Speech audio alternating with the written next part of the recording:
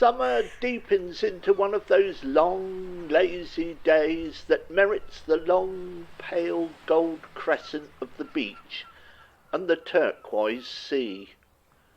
Although we're very busy with visitors at this time of year, you can still enjoy a calm, peaceful time if you come early in the morning soon after dawn. The sky is blue and there is a crispness in the air. There are only a few swimmers on the beach yet. Let's go in and have the first cup of coffee of the day.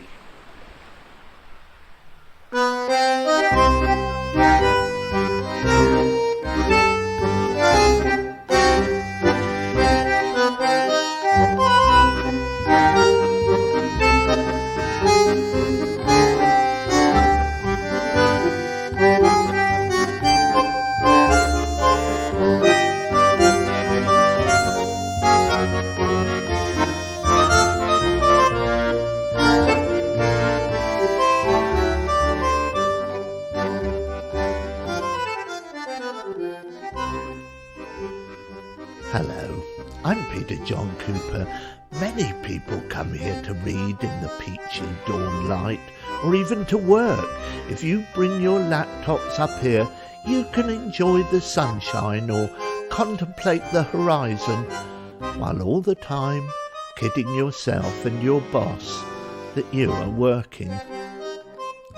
Today's story is about someone who took their work very seriously.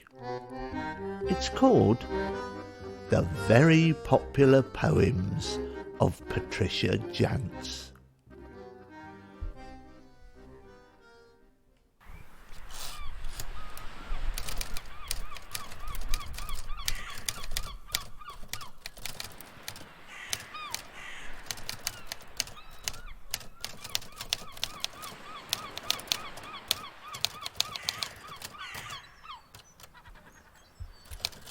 Patricia Jantz is enjoying the sun on the West Cliff. She has brought a collapsible chair from where she keeps it stored on the back seat of her Austin Ruby, which is parked on the verge not far away. She's also bought a small camping table and her trusty portable typewriter and pile of blank sheets of foolscap paper. She has a large hat to keep the sun out of her eyes and constantly flicks away the ash from her Turkish cigarette, which she has clamped firmly between her lips as she works. Occasionally she stops to consider the distant horizon for a moment, and the cigarette ash stays on the paper where it burns small brown-edged holes. Unconcerned, she flicks the embers away and continues typing, rattling away at the keys as if possessed by a demon. Patricia Jantz is given to floating flowery dresses and chiffony Indian print scarves. She is what may be termed a bohemian. Although Patricia Jantz is not a real name, it is one that is immediately recognisable to churchgoers throughout the English-speaking world. Patricia Jantz is a writer of hymns. Patricia Jantz's hymns have a sort of jolly delight in the world, which is entirely at odds with the work of the composers who set them to lugubrious, dreary tunes, and to church organists who like to play them as slowly and miserably as possible, and to congregations for whom church attendance and hymn singing is the miserable penance for being alive, and for whom the idea of bohemian jollity and delight is entirely alien. Patricia Jantz doesn't really care. She is well paid by her publishers. Her works are published in every hymnal and collection of devotional works, and especially called for in times of disasters and catastrophes, be they natural, tidal waves, floods, volcanoes, or man-made, mining tragedies, wars and riots. These hymns have paid for her Austin Ruby and the smart portable typewriter, her flowing costumes and her supply of Turkish cigarettes. Patricia Jantz sometimes wonders what her life would be like if somebody actually wrote a tune that fitted the spirit of her words. I wonder what my life would be if somebody actually wrote a tune that fitted the spirit of my words. She had once been approached by a well-known band leader who had been appearing with his well-known band at the Pier Theatre, who suggested that very thing. But in the end, Patricia Jantz had demurred. For all her bohemian ways, she knew which side her bread was buttered, and she wasn't going to spoil a well-tried recipe. It pleased her to know that she could come here to the West Cliff to be inspired by the delicious scent of the new-mown grass, the deep shade of the old pine trees, the sound of the wheeling gulls, and the sight of the sea that glittered and sparkled all the way to the horizon, while her readers may be sunk in a morass of gloom and despondency. Hymns were not her only source of income. She also wrote short, uplifting, spiritual poems for inclusion in ladies' magazines. These were greatly sought after by editors who knew how much they were appreciated by their readerships because of the number of letters they received to that effect. In fact, they were so popular that a number of periodicals had commissioned her to write regular contributions, so as not to dilute the impact of her work. She wrote these columns under various pseudonyms. Thus, in the Ladies' Star, she had a weekly column entitled Thoughts from a Lady, where she was credited as Miss Lavinia Hardcastle, while she also had a column called A Lady Contemplates in the Home Gazette as Mrs. Diana Maud. And there had been a consistent and loyal battle between the editors and readership of one against the editors and readership of the other as to the relative merits of the poems of Miss Hardcastle versus Mrs. Maud. She airily kept herself above such matters. All she knew was that the poems were often read out at meetings of the Women's Guild and Mothers' Union that had resulted in heated partisan discussion as to the relative merits and demerits of one or the other. There were even reports from time to time of actual physical violence, with specially weighted handbags being wielded. The high point of her career so far occurred when she was invited to broadcast a number of her poems in the Sunday evening slot for the British Broadcasting Corporation from their newly built studios in London. Now, Miss Lavinia Hardcastle, as she thought of herself for this event, was not of a nervous disposition, but she considered it only prudent to arrive at the hallowed portals of the newly built broadcasting house, stiffened against any eventuality. So she spent a quiet half an hour in the lounge of the Langham Hotel, being uplifted spiritually by a couple of large whiskies. She also passed a small corner shop and had purchased a bottle of gin because she might very well need reinforcement in what might prove to be trying circumstances. The commissionaire, puzzled by her bohemian appearance and dangling cigarette, had very nearly not let her in, as he was expecting the well-known religious poetess Lavinia Hardcastle. It was only when she seized him by the collar and threatened to punch his lights out, yelling, "I am Lavinia bloody Hardcastle, you goon!" that he relented, and it took her some minutes to calm herself in the green room.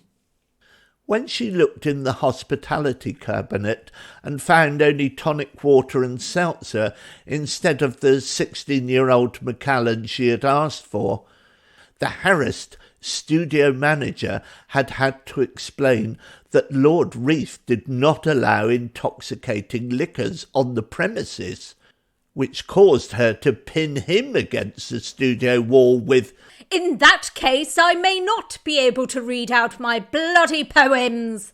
and he decided to turn a blind eye as she fetched her own bottle out of the capacious handbag and set it down by the microphone when they were called into the studio. "You can tell your bloody Lord Reith that this is strictly medicinal. My voice doesn't work without it."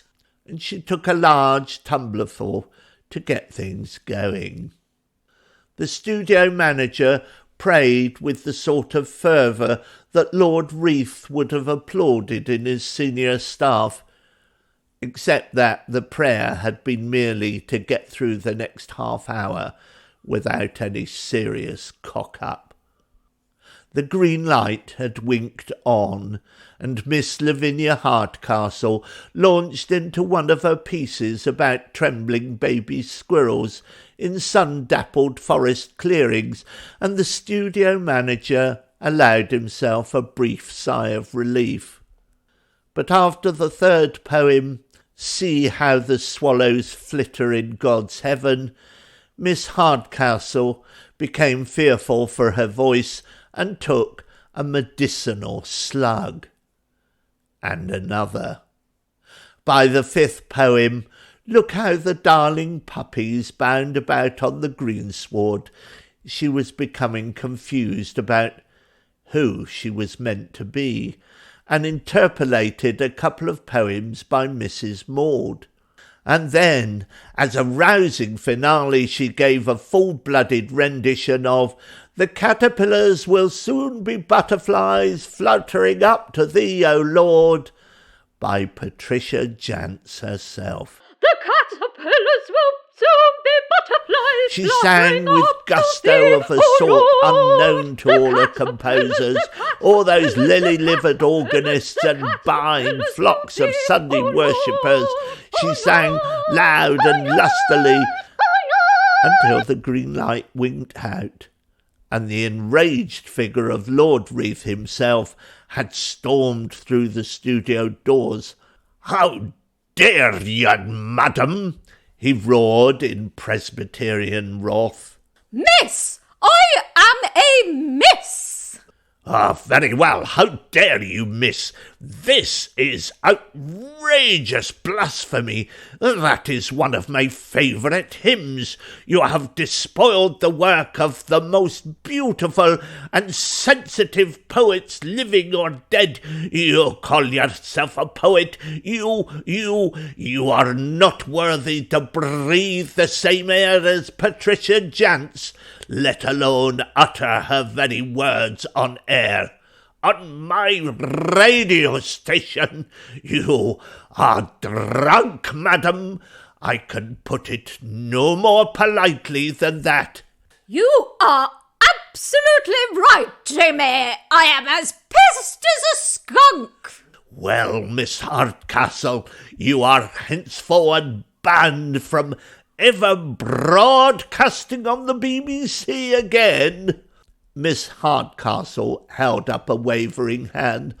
"I have in a bag here a contract to perform my works here in this very spot for the next 6 weeks." "I don't care. We can't allow such disgraceful behaviour on the BBC," he thundered in mighty Presbyterian tones, as though consigning her to eternal damnation. "So what do you intend to do about my contract?" "We'll pay your contract and good riddance to ye." My lawyers may not feel inclined to accept that arrangement. Double it? Well, treble it. Just never darken our doors again. Plus expenses. Plus all the expenses you can dream up in that vile barbarian brain of yours. That's very sweet of you, Jimmy. By the way, may I inquire how you intend to fill all that airtime? I know someone who will do it, someone with the sweetest and loveliest disposition, who would never let us down in this barbaric way. He turned to the studio manager in his rage. Get on the phone immediately, Haskins, and contact Patricia Jantz. She would never behave in such an ungodly manner, I'm sure of it. So, Patricia Jantz is a personal friend of yours? She and I have a spiritual connection. I sing her hymns every Sunday at the kirk.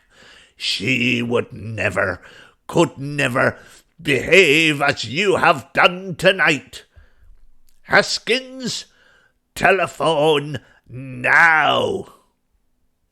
For some reason, Patricia Jantz had never been in when the BBC had called. She was, presumably, out on the West Cliff, hammering away at her little portable typewriter. Patricia Jantz knew absolutely which side her bread was buttered. God was in his heaven and he smiled down on all those bunnies and squirrels skipping through the piney glades of the West Cliff.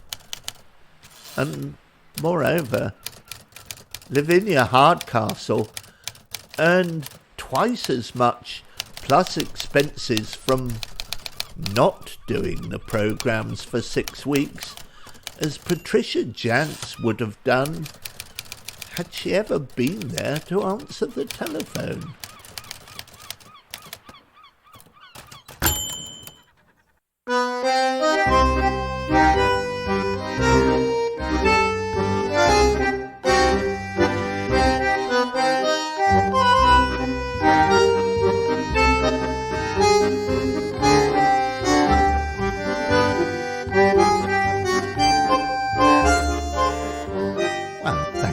Listening to that rather inebriated tale from the Cliff Edge, and a very special thanks to our guest artist Holly Cooper, who appeared by courtesy of the Cliff Edge Operatic Society.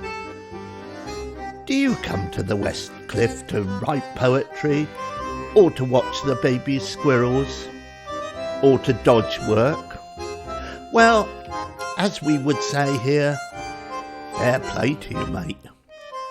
And I'll see you next week for another tale from the Cliff Edge.